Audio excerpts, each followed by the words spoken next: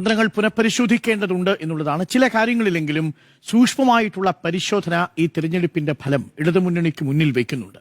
അതിൽ 3 കാര്യങ്ങളാണ് എനിക്ക് പറയാനുള്ളത്. ആദ്യത്തേത്, യഥാർത്ഥത്തിൽ ഒരു ഭരണവിരുദ്ധ വികാരം ഉണ്ടായി എന്ന പ്രതീതി എങ്ങനെയാണ് ഇടതനുകൂലികളായ ആളുകളിലേക്ക് എത്തിയത് എന്നുള്ളത് ഇനിയും പാർട്ടി സജീവമായി ചിന്തിക്കേണ്ടതുണ്ട്. ഞാൻ ഇപ്പോഴും ഉറച്ചു തന്നെ വിശ്വസിക്കുന്നു, ഇക്കഴിഞ്ഞ 10 വർഷം സർക്കാരിനെതിരെ ഏതെങ്കിലും ഒരു മന്ത്രിക്കെതിരെ ശക്തമായ അഴിമതി ആരോപണം ഉന്നയിച്ച് അത് തെളിയിക്കാൻ പ്രതിപക്ഷത്തിന് സാധിച്ചിട്ടില്ല. വകുപ്പുകളുടെ കാര്യം എടുത്തു നോക്കൂ. ഇപ്പോ ഈ ഗുഡ് ഗവേണൻസ് എന്ന് പറയുന്ന ഒന്ന് കേരളത്തിലെ ജനങ്ങൾക്ക് അനുഭവവേദ്യമായ 10 വർഷങ്ങളാണെന്ന് പറഞ്ഞാൽ അത് നിഷേധിക്കാൻ വസ്തുതാപരമായ എന്ത് തെളിവുകളാണ് നമ്മുടെ മുന്നിലുള്ളത്? ഇപ്പൊ ധനത്തിന്റെ കാര്യത്തിലെടുക്കൂ, ഫിനാൻസ് മിനിസ്റ്ററുടെ കാര്യത്തിലെടുക്കൂ, തോമസ് ഐസക്കിന്റെ കാലമാണെങ്കിലും ഇപ്പോഴാണെങ്കിലും ശരി, തനത് നികുതി വരുമാനത്തിലുണ്ടായ വർധനയടക്കമുള്ള കാര്യങ്ങൾ നമ്മുടെ മുന്നിലുണ്ട്. വകുപ്പിനെതിരെ അഴിമതി ആരോപണം ഉന്നയിക്കുന്ന ഏതെങ്കിലും ഒരു മന്ത്രിക്കെതിരെ ഈ ഘട്ടത്തിലും അഴിമതി ആരോപണം ഉന്നയിക്കുന്നില്ല. അതിനു പകരം സ്വർണ്ണക്കൊള്ള എന്ന് പറയുന്ന ദേവസ്വം ബോർഡിലെ 2 മുതിർന്ന CPM അനുകൂലികളായിട്ടുള്ള ആളുകൾ കമ്മീഷണറും ദേവസ്വം ബോർഡ് പ്രസിഡന്റുമായിരുന്ന കാലഘട്ടത്തിലെ ഒരു വലിയ തട്ടിപ്പ്, ആ തട്ടിപ്പിനെ മുൻനിർത്തിക്കൊണ്ടാണ് സർക്കാരിനെതിരെ അഴിമതിയുടെ പ്രതിച്ഛായ ഉണ്ടാക്കുന്നത്. സർക്കാരിന്റെ വകുപ്പ് നേരിട്ട് കൈകാര്യം ചെയ്യുന്ന ഏതെങ്കിലും മന്ത്രിക്കെതിരെ ഈ നിമിഷം വരെയും പ്രതിപക്ഷത്തിന് ഒരു അഴിമതി ആരോപണം ഉന്നയിക്കാൻ കഴിഞ്ഞിട്ടില്ല. അപ്പൊ അഴിമതിയുടെ ഒരു വിഷയം ആ ഘട്ടത്തിൽ നിൽക്കുന്നില്ല. രണ്ടാമത്തത്, ഗുഡ് ഗവേണൻസിന്റെ ഫലങ്ങൾ താഴെത്തട്ടിൽ അനുഭവിച്ച ചില വകുപ്പുകളുണ്ട്. ഞാൻ പേരെടുത്ത് പറയാം. ഒന്ന് തദ്ദേശ വകുപ്പ്. തദ്ദേശ വകുപ്പിന്റെ ഭാഗമായിട്ട് സ്മാർട്ട് എന്ന് പറയുന്നത് ജനങ്ങളുടെ കൈകളിലേക്ക് എത്തി. വകുപ്പിൽ ചില പ്രശ്നങ്ങളൊക്കെ ഉണ്ട്, സോഫ്റ്റ്വെയർ മാറ്റുന്നത് സംബന്ധിച്ച്. റവന്യൂ, പട്ടയം ഏറ്റവും കൂടുതൽ വിതരണം ചെയ്ത സർക്കാരുകളിൽ ഒന്നാണ് ഈ കഴിഞ്ഞു പോകുന്ന സർക്കാർ. ചൂരൽമലയിലും മുണ്ടക്കയിലുമാണെങ്കിൽ ഗുഡ് ഗവേണൻസിലെ ഫലം റവന്യൂ വകുപ്പ് എങ്ങനെ അത് ഏകോപിപ്പിച്ചു എന്നുള്ളത്, പരിമിതികൾക്കിടയിലും സാമ്പത്തിക പ്രതിസന്ധികൾക്കിടയിലും അതെങ്ങനെയാണ് അതിജീവിച്ചതെന്നുള്ളത്. അവിടെ ഒരു ടൗൺഷിപ്പ് വരാൻ പോവുകയാണ്. വിദ്യാഭ്യാസ വകുപ്പിൽ കഴിഞ്ഞ 10 വർഷമായി പാഠപുസ്തകങ്ങൾ സമയത്ത് കിട്ടാത്തതായിട്ട് നമ്മൾ കേട്ടിട്ടില്ല. ചോർന്നൊലിക്കുന്ന ക്ലാസ് മുറികളുടെ പേരിൽ വലിയ ചർച്ചകൾ നമ്മൾ കണ്ടിട്ടില്ല. അധ്യാപനവുമായിട്ട് ബന്ധപ്പെട്ട് ഏതെങ്കിലും തരത്തിൽ കുട്ടികൾ പുറത്തിരുന്ന് പഠിച്ചതായിട്ട് കേട്ടിട്ടില്ല.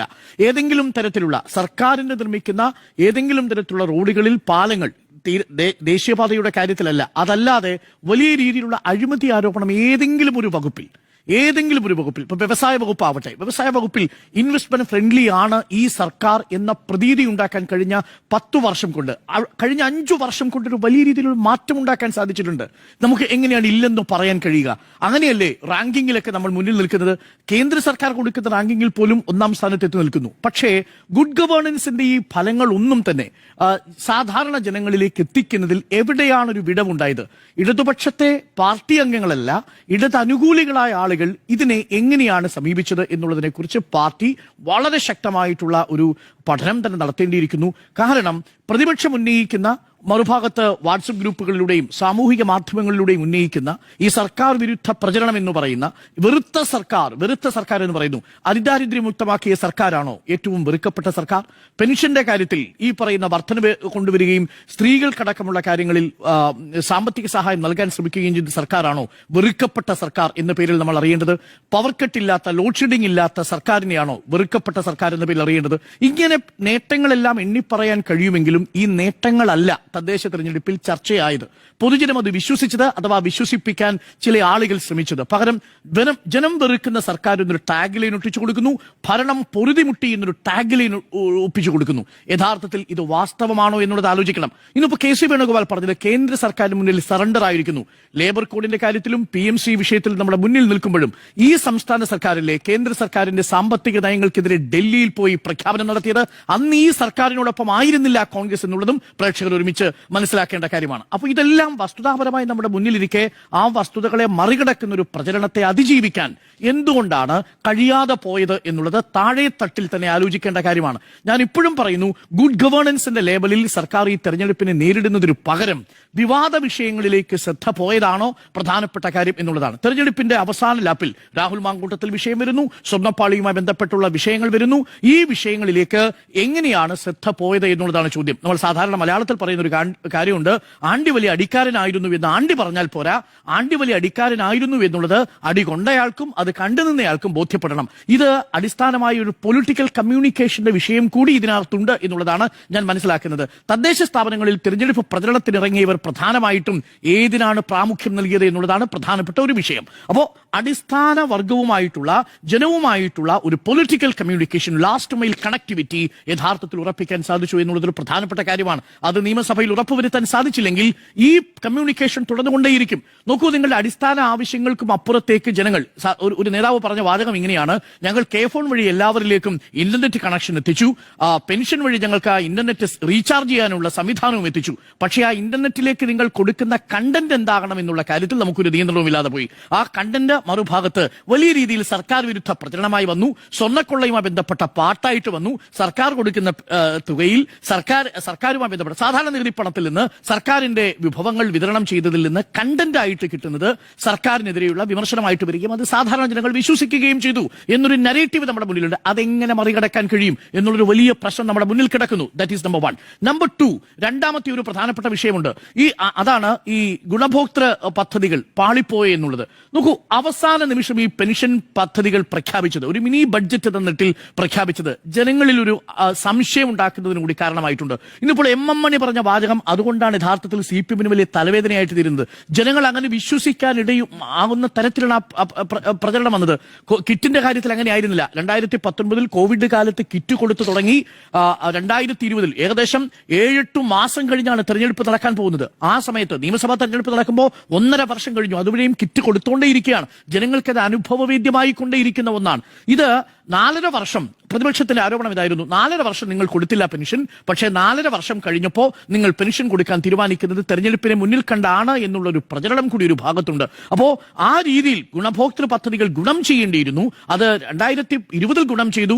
ആ ക്ഷേമ പദ്ധതികൾ യഥാർത്ഥത്തിൽ സർക്കാരിനെ പിന്തുണയ്ക്കാതെ പോയി. റേവഡി കൾച്ചർ എന്ന് പറയുന്ന മട്ടിലേക്ക് അതിന്റെ പ്രചരണം വരികയും ജനങ്ങൾ ആ ക്ഷേമ പ്രവർത്തനങ്ങളിൽ മാത്രം ഊന്നി സർക്കാരിനെ വിലയിരുത്താതെ പോവുകയും ചെയ്തു. അതാണ് രണ്ടാമത്തെ ഒരു കാര്യം. അപ്പോ ക്ഷേമ പ്രവർത്തനങ്ങളുടെ പേരിൽ ഗുണഭോക്തൃ പദ്ധതികൾ പ്രഖ്യാപിച്ച് ജനപ്രിയമാകാനുള്ള സർക്കാരിന്റെ നീക്കം യഥാർത്ഥത്തിൽ പൊളിഞ്ഞുപോയി. മൂന്നാമത്തെ ഒരു പ്രധാനപ്പെട്ട കാര്യം സോഷ്യൽ എഞ്ചിനീയറിംഗ് ആണ്. നിങ്ങൾ എല്ലാവരും പറഞ്ഞ കാര്യത്തോട് ഞാൻ പൂർണ്ണമായിട്ടും യോജിക്കുന്നു. അതിന്റെ അപകടം എന്ന് പറയുന്നത് ചെറുതല്ല എന്നുള്ളതാണ്. അത് ഏതെങ്കിലും തരത്തിൽ ഈ തെരഞ്ഞെടുപ്പ് പരാജയപ്പെടുകയോ നിയമസഭാ തെരഞ്ഞെടുപ്പിൽ പരാജയപ്പെട്ട് പ്രതിപക്ഷത്തിരിക്കുകയോ ചെയ്യുക എന്നുള്ളതല്ല. യഥാർത്ഥത്തിൽ ഇടതുപക്ഷത്തിന്റെ ഇടതു സ്വഭാവത്തെ നിലനിർത്തിക്കൊണ്ടുള്ള ഒരു സോഷ്യൽ എഞ്ചിനീയറിംഗ് ആയിരുന്നോ നടന്നത് എന്നുള്ളതാണ് പ്രശ്നം. ഞാൻ ഇപ്പോഴും കരുതുന്നില്ല മുസ്ലിം ന്യൂനപക്ഷ വിഭാഗത്തെ ഏതെങ്കിലും തരത്തിൽ ഇടതു പാർട്ടികൾ കൈയൊഴിയുന്നു എന്നൊരു സന്ദേശമേ വായിച്ചെടുക്കാൻ കഴിയില്ല. പക്ഷേ അങ്ങനെ ഒരു പ്രതീതി നിർമ്മാണം നടന്നിട്ടുണ്ട്.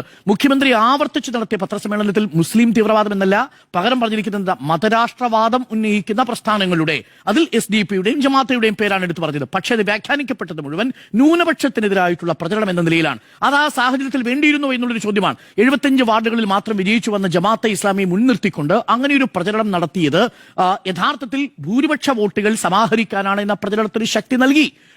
നോക്കൂ, ആകെ ജയിച്ചത് 75 വാർഡുകളിൽ മറ്റുമാണ്. കഴിഞ്ഞ തവണ 65 ആയിരുന്നെങ്കിൽ ഇത്തവണ 75 SDP ആണെങ്കിൽ 100-ലേറെ വാർഡുകളിൽ വിജയിക്കുകയും ചെയ്തിട്ടുണ്ട്. അതിനും അപ്പുറത്തേക്ക് വലിയ രാഷ്ട്രീയ സാധുത ഇപ്പോഴില്ലാത്ത ഒരു വിഷയത്തെ ഊന്നിക്കൊണ്ട് അങ്ങനെ ഒരു പ്രചരണം നടത്തി. ആ പ്രചരണം യഥാർത്ഥത്തിൽ ദോഷം ചെയ്തത് എങ്ങനെയാണെന്ന് വെച്ചാൽ 2020 ഒപ്പം നിന്ന ന്യൂനപക്ഷ വിഭാഗങ്ങൾ കൂട്ടത്തോടെ UDF-നോടൊപ്പം പോകുന്ന സാഹചര്യമുണ്ടായി. മലബാറിൽ അങ്ങനെയാണ് പൂർണ്ണമായിട്ടും വൈറ്റ് വാഷ് ചെയ്യപ്പെടുന്നത്. നിങ്ങൾ നോക്കൂ, ന്യൂനപക്ഷ ഭൂരിപക്ഷമുള്ള കേന്ദ്രങ്ങളിലെല്ലാം ഇടതുപക്ഷം ദുർബലമായതിന്റെ ഒരു കാരണമായിട്ട് നമുക്കത് ചൂണ്ടിക്കാണിക്കാം. മറുപക്ഷത്ത് നോക്കൂ, അതാണ് മലപ്പുറത്ത് സംഭവിച്ചത്. ഇനി നോക്കൂ, വെള്ളാപ്പള്ളി നടേശനുമായി ബന്ധപ്പെട്ടുകൊണ്ടുള്ള പ്രസ്താവന. വെള്ളാപ്പള്ളി നടേശൻ തുടർച്ചയായിട്ട് നടത്തിയ മലപ്പുറം കേന്ദ്രീകരിച്ച് ന്യൂനപക്ഷ വിരുദ്ധമായിട്ടുള്ള പ്രസ്താവനകൾക്ക് കൈയിടി കൊടുക്കുന്നു എന്ന തരത്തിൽ, അതിനെ പ്രോത്സാഹിപ്പിക്കുന്നു എന്ന തരത്തിലുള്ള പെരുമാറ്റം മുഖ്യമന്ത്രിയുടെ ഭാഗത്ത് തന്നെ ഉണ്ടാവുന്നത് ആ അർത്ഥത്തിൽ ജനങ്ങൾക്ക് വിശദീകരിക്കാൻ കഴിയാതെ പോയി. എന്നാൽ അതോടൊപ്പം ഭൂരിപക്ഷം നിന്നോ എന്നുള്ളതാണ്. ഇവിടെ ഒരു അപകടം സംഭവിച്ചത് എന്തെന്ന് വെച്ചാൽ, തുടർച്ചയായി ന്യൂനപക്ഷ വിരുദ്ധമായ മുസ്ലിം വിരുദ്ധമായ പ്രചരണം നടത്തിക്കൊണ്ടിരുന്ന, തുടർച്ചയായി അത്തരം പ്രവർത്തനങ്ങൾ നടത്തിക്കൊണ്ടിരിക്കുന്നയാളെ സ്റ്റേറ്റ് കാറിൽ കൊണ്ടുവരുമ്പോൾ കരുതിയത്, ആഗോള അയ്യപ്പ സംഗമം സംഘടിപ്പിക്കുമ്പോൾ കരുതിയത്, ന്യൂനപക്ഷങ്ങൾക്കൊപ്പം നിൽക്കുന്ന പ്രതിപക്ഷത്തെക്കാൾ ഒരു ഹിന്ദു വോട്ട് ബാങ്ക് ഒപ്പം നിൽക്കുമെന്ന് കരുതിയ ആ നീക്കം പിഴച്ചുപോയി എന്നുള്ളത് ഗ്രൗണ്ടിൽ നിന്ന് മനസ്സിലാക്കാൻ സാധിക്കുന്നു. പക്ഷേ പിഴച്ചത് ഏതെങ്കിലും തരത്തിൽ UDF-ന് പോയി എന്നുള്ളതല്ല. ഇതിനൊരു അപകടം സംഭവിച്ചത് എന്തെന്ന് വെച്ചാൽ ഒരു മൃദു ഹിന്ദുത്വ സമീപനം സ്വീകരിച്ചിട്ടുണ്ട് എന്നുള്ളതാണ്. അതാണ് ഒരിക്കൽ കൂടി ഞാൻ വായിക്കാം. നിങ്ങൾ വായിച്ച അതേ കാര്യം തന്നെയാണ് തോമസ് ഐസക് പറഞ്ഞ വാചകം. വളരെ പ്രസക്തമാണ്. കഴിഞ്ഞ ലോക്സഭാ തെരഞ്ഞെടുപ്പിൽ എന്ന പോലെ ന്യൂനപക്ഷ വിഭാഗങ്ങൾ ഒരു വിഭാഗം ഇടതുപക്ഷത്തിൽ നിന്നും അകലുന്ന അനുഭവം ഇപ്പോഴും ഉണ്ടായിട്ടുണ്ട്. പലസ്തീൻ ഐക്യദാർഢ്യ ക്യാമ്പയിൻ ശക്തമായി കൊണ്ടുപോകുന്ന കാലയളവിലാണ് ഉണ്ടായിട്ടുള്ളത്. ഇടത് ഹിന്ദുത്വയെക്കുറിച്ചുള്ള ആഖ്യാനങ്ങൾക്ക് എന്തുകൊണ്ടാണ് ഒരു വിഭാഗം ജനങ്ങളെ വഴിതെറ്റിക്കാൻ കഴിയുന്നത് എന്നതാണ് ചോദ്യം. അപ്പൊ ഇടത് ഹിന്ദുത്വ എന്ന പ്രയോഗം തോമസ് ഐസക് ഉപയോഗിച്ചത് ചെറുതല്ല. ഇപ്പൊ മൃദു ഹിന്ദുത്വ സമീപനം സ്വീകരിക്കുന്നതാണ് പിണറായി സർക്കാർ എന്നൊരൊറ്റ നെറേറ്റീവ് മതി 2020-ലെയും 2021-ലെയും വോട്ട് ബാങ്ക് മൊത്തം പൊളിഞ്ഞെടുക്കാൻ. അവിടെ ആ മൃദു ഹിന്ദുത്വത്തിന്റെ വോട്ട് ഇടതുപക്ഷത്തിന് കിട്ടുകയുമില്ല. ഇടതുപക്ഷം എക്കാലത്തും ആത്മാർത്ഥമായി തന്നെ പ്രത്യയശാസ്ത്രപരമായി തന്നെ നിലയുറപ്പിച്ച ന്യൂനപക്ഷ വിഭാഗങ്ങളുടെ വോട്ട് വരികയുമില്ല. ഇപ്പോഴും ഞാൻ ഉറച്ചു വിശ്വസിക്കുന്നു പലസ്തീൻ ഐക്യദാർഢ്യ റാലി സംഘടിപ്പിച്ചത്, ഏതെങ്കിലും തരത്തിൽ മുത്തലാഖ് വിഷയത്തിൽ റാലി സംഘടിപ്പിച്ചത്, യൂണിഫോം സിവിൽ കോഡ് വിഷയത്തിൽ റാലിയും പ്രചരണവും സംഘടിപ്പിച്ചത് വോട്ട് തട്ടാനല്ല എന്ന് ആത്മാർത്ഥമായി വിശ്വസിക്കുന്ന ഒരാളാണ് ഞാൻ. കാരണം ഇടതുപക്ഷ രാഷ്ട്രീയം എപ്പോഴും ന്യൂനപക്ഷ വിഭാഗങ്ങൾക്കൊപ്പം തന്നെ നിൽക്കുന്നു. പക്ഷേ തെരഞ്ഞെടുപ്പിനെ മുന്നിൽ കണ്ടുകൊണ്ട് ന്യൂനപക്ഷ വിരുദ്ധമായ പ്രസ്താവനകൾ നടത്തുന്ന ഒരു നേതാവിനെ പ്രോത്സാഹിപ്പിച്ചതിന് ആ ന്യൂനപക്ഷം കൊടുത്തിരിക്കുന്ന ഒരു താക്കീത് കൂടിയാണിത് എന്നുള്ളതാണ്. ഇനഫ് ഈസ് ഇനഫ് എന്നുള്ള ഒരു വലിയ സ്റ്റേറ്റ്മെന്റ് ഇതിനകത്തുണ്ട്. മറുഭാഗത്ത് അതിന്റെ ഗുണം കിട്ടിയത് ആർക്കാണ്? അങ്ങനെ മൃദു ഹിന്ദുത്വ സമീപനം സ്വീകരിച്ചു കഴിഞ്ഞാൽ ഈ പണി നന്നായിട്ടെടുക്കാൻ കഴിയുന്ന BJP അത് ക്യാപിറ്റലൈസ് ചെയ്യും. അതിന്റെ ഫലമാണ് നമ്മൾ കണ്ടത്. അതാണ് ഏറ്റവും കൂടുതൽ അപകടകരമായ ഒരു സാഹചര്യമായി മാറുന്നത്. ഞാൻ ഭയക്കുന്നത് ഈ പിണറായി സർക്കാർ മാറി VD സതീശൻ അധികാരത്തിൽ 2026 വരും എന്നുള്ളതിനെ ഞാൻ ഭയക്കുന്നതേയില്ല. അധികാരമാറ്റം എന്നുള്ളതൊരു പൊളിറ്റിക്കൽ ഈഗോയുള്ള കേരളത്തിൽ സാധാരണ രീതിയിൽ സംഭവിച്ചുകൊണ്ടിരിക്കുന്നതാണ്. ഐക്യജനാധിപത്യ മുന്നണിയും ഇടതുമുന്നണിയും രൂപപ്പെട്ടതിന് ശേഷം കേരളത്തിന്റെ രാഷ്ട്രീയം അങ്ങനെ തന്നെ ചിന്തിച്ചിട്ടുണ്ട്. പൊളിറ്റിക്കൽ ഈഗോയുള്ള മനസ്സാണ് കേരളത്തിൻ്റെത്. അവിടെ ഭരണ തുടർച്ച എന്നുള്ളത് വളരെ അതിസാഹസികമായി മാത്രം ചെയ്യാൻ കഴിയുന്ന ഒന്നാണ്. അതാണ് പിണറായി വിജയൻ നേടിയത്. പക്ഷെ അതിന് തുടർന്നു കൊണ്ടുപോകണമെങ്കിൽ 2021 ഉണ്ടായ ജനപ്രിയതയ്ക്ക് മുകളിൽ നിൽക്കുന്ന ഒന്ന് ജനങ്ങൾക്ക് അനുഭവവേദ്യമാവേണ്ട സാഹചര്യം ഉണ്ടായിരുന്നു. അതിനെ ഷോർട്ട് കട്ടുകളിലൂടെ നിങ്ങൾക്ക് നേരിടാൻ കഴിയില്ല. ആ ഷോർട്ട് കട്ട് അത് ജനപ്രിയ പദ്ധതികളാണെങ്കിലും സോഷ്യൽ എഞ്ചിനീയറിംഗ് ആണെങ്കിലും അത് ഒരിക്കൽ കൂടി തെളിഞ്ഞു എന്നുള്ളതാണ്. പക്ഷേ ഇതിന്റെ അപകടം എന്ന് പറയുന്നത് തലസ്ഥാനം ഇന്നിപ്പോൾ BJP പിടിച്ചിരിക്കുന്നു എന്നുള്ളത് ഒരു ചെറിയ നീക്കമായിട്ട് കണക്കാക്കാൻ കഴിയില്ല. തല വീണാൽ ഉടൽ വീഴും എന്നുള്ളതാണ്. ഉടൽ വീഴുന്നതിന് മുൻപ് ആ 2026 പിണറായി വിജയന് പകരം VD സതീശൻ മുഖ്യമന്ത്രി ആയാലും 2031 സംഭവിക്കാൻ പോകുന്നത് അവിടെ മുഖ്യ പ്രതിപക്ഷമായി BJP ഉണ്ടാവുകയും 2036 BJPയുടെ മുഖ്യമന്ത്രി അധികാരത്തിൽ വരികയും ചെയ്യുന്നു എന്നുള്ളതിനെയാണ് ഭയപ്പെടേണ്ടി വരുന്ന ഒരു സാഹചര്യം ഉണ്ടാവുന്നത്. ഇടതിന്റെയും ഐക്യജനാധിപത്യത്തിനാണ് ഭയക്കുന്നത്. BJPക്ക് എന്താ ഭരിക്കാൻ കാരണമുണ്ട്. സമാധാനത്തോടുകൂടി വാങ്ക് വിളിയും അയ്യപ്പനെ അതെല്ലാം അവിടെ ഉണ്ടാവും. സ്വർണ്ണപ്പാളി എന്തായാലും വാവർ അയ്യപ്പന്റെ ശത്രുവല്ല എന്ന് പറയുന്ന തെറ്റായ നറേറ്റീവാണ്. പോളറൈസേഷൻ ഉണ്ടാക്കുന്ന നറേറ്റീവാണ്. ഞാൻ പറഞ്ഞു തീർത്ത് സുജയ്ക്ക് ഇടപെടാം. ആദ്യം സഹിഷ്ണുത പഠിക്കും. ഇതാണ് പ്രശ്നം. താങ്കൾ ഇല്ലാത്ത കാര്യം പറഞ്ഞു. 2036 BJP അധികാരത്തിൽ വന്നാൽ എന്താണ് ഉദാഹരണമാണ് കണ്ടത്. നിങ്ങളുടെ ഫ്രീ സ്പീച്ച്, നിങ്ങളുടെ സ്വതന്ത്രമായിട്ടുള്ള സംസാരം, നിങ്ങളുടെ മതേതരത്വമായിട്ടുള്ള ഒരു സെക്യുലർ ഫാബ്രിക് അത് തകർന്ന് തരിപ്പണമാവും. അതാണ് നമ്മൾ കണ്ടുകൊണ്ടിരിക്കുന്നത്. അതിനെ BJP അധികാരത്തിൽ വന്ന ഓരോ സ്റ്റേറ്റിലായിട്ട് കാണാൻ സാധിക്കും. ഇപ്പൊ ബീഫ് ഒരാളെയും തല്ലിക്കൊല്ലില്ല കേരളത്തിൽ. നിങ്ങൾക്ക് പൊറോട്ടയും ബീഫും ഇവിടെ സമാധാനത്തോടു കൂടി കഴിക്കാൻ പറ്റും. 2036 അങ്ങനെ ഒരു അവസ്ഥ ഉണ്ടായാൽ നിങ്ങൾക്ക് കഴിക്കാൻ പറ്റുമോ? മാനവീയം വീതിയിലൂടെ നടന്നു പോകുമ്പോൾ നിങ്ങളുടെ ജാതിയും മതവും ചോദിച്ച് ആരും വരില്ല. നിങ്ങളുടെ ഏതെങ്കിലും ഒരു വിഭാഗത്തിലെ കച്ചവട സ്ഥാപനങ്ങൾ ബുൾഡോസർ കയറ്റി ആരും ഇവിടെ വലിച്ചുഴയ്ക്കാൻ വരില്ല. ഇത് കേരളമാണ് എന്ന് പറയും. കേരളത്തിന്റെ മനസാക്ഷിയുടെ ഒരു ഇടത് സ്വഭാവം അല്ലെങ്കിൽ മാനവിക സ്വഭാവം ഉണ്ടായിരുന്നു. അതിനെ നശിപ്പിക്കുന്ന സെക്യുലർ ഫാബ്രിക്കായിട്ട് BJPയുടെ വളർച്ച ഉണ്ടാവുകയാണെങ്കിൽ അത് ഭയക്കേണ്ടത് തന്നെയാണ് എന്നുള്ളതാണ് എന്റെ പക്ഷം. അതുകൊണ്ട് തന്നെ VD സതീശൻ അധികാരത്തിൽ വരുന്നതോ ഐക്യജനാധിപത്യ മുന്നണിയുടെ മുഖ്യമന്ത്രി ഉണ്ടാവുന്നതോ അല്ല. പക്ഷേ ഈ മൃദു ഹിന്ദുത്വ സമീപനം കൊണ്ട് ഏതെങ്കിലും തരത്തിൽ BJPയുടെ വോട്ട് ബാങ്കിൽ ഒരു വളർച്ച ഉണ്ടാവുകയാണെങ്കിൽ, അതിനൊരു ഏണിയായി മാറുകയാണെങ്കിൽ അതാണ് ഈ സോഷ്യൽ എഞ്ചിനീയറിംഗ് ചെയ്യുന്ന ഏറ്റവും വലിയ അപകടം. അതുകൊണ്ട് തന്നെ അതിനെ പ്രതിരോധിക്കാൻ ആവശ്യമായിട്ടുള്ള ഇടതും മൂല്യത്തോടു കൂടി ചേർന്ന് നിന്നുകൊണ്ടുള്ള ആശയമാണ് ഉണ്ടാവേണ്ടത്. പക്ഷേ ഈ 4 മാസമേ ഉള്ളൂ. അതെങ്ങനെ സാധ്യമാവുമെന്നൊന്നും എനിക്കറിയില്ല. പക്ഷേ ഉണ്ടാക്കിയിരിക്കുന്ന ഡാമേജ് ചെറുതല്ല. അത് തിരുവനന്തപുരം കോർപ്പറേഷൻ പ്രകടമാണ്. ഒരു കാര്യം കൂടി പറഞ്ഞ് ഞാൻ അവസാനിപ്പിക്കാം. അത് കേരളത്തിലുടനീളം പ്രകടമാണ് എന്നൊക്കെ പറയുമ്പോൾ BJPയുടെ വളർച്ചയെ ഒരു പരിധിക്കും അപ്പുറത്തേക്ക് നമ്മൾ കാണുന്നുണ്ട് എന്നുകൂടി കണക്കുകൾ നമ്മളോട് പറയുന്നുണ്ട്. അത്ര വളർച്ച BJPക്ക് പലയിടങ്ങളിലും ഉണ്ടോ? പൊളിറ്റിക്കൽ വോട്ടിംഗ് നടന്ന മേഖലകൾ നമുക്കൊന്ന് എടുത്തു നോക്കാം. നമുക്ക് ജില്ലാ പഞ്ചായത്തിന്റെ കാര്യം എടുത്തു നോക്കൂ. ജില്ലാ പഞ്ചായത്തിൽ കഴിഞ്ഞ തവണ ആകെ നേടിയത് 2 വാർഡുകളാണ്, 2 ഡിവിഷനുകളാണ്. ആ 2 ഡിവിഷനുകളിൽ ഒരെണ്ണം പോയി. ഇപ്പൊ ജില്ലാ പഞ്ചായത്തിൽ BJPക്ക് 1 ഡിവിഷനേ ഉള്ളൂ. 2 ഡിവിഷൻ 1 ഡിവിഷൻ പൊളിറ്റിക്കൽ വോട്ടിംഗ് നടക്കുന്നതാ. അതേസമയം CPMന് 7 ജില്ലാ പഞ്ചായത്തുകളിൽ മേധാവിത്വമുണ്ട്. UDFന് 7 പഞ്ചായത്തുകളിൽ മേധാവിത്വമുണ്ട്. 7-7 എന്നുള്ളതാണ് കണക്ക്. നിങ്ങൾ നോക്കൂ, 2010 8-6 എന്നുള്ളതായിരുന്നു കണക്ക്. അന്ന് 6 ജില്ലാ പഞ്ചായത്തുകളാണ് LDFനോടൊപ്പം ഉണ്ടായിരുന്നത്. അതിനേക്കാൾ മെച്ചപ്പെട്ട നിലയിലാണ് പൊളിറ്റിക്കൽ വോട്ടിംഗ് നടന്നിരിക്കുന്ന ജില്ലാ പഞ്ചായത്തിലുള്ളത്. അതൊന്ന്.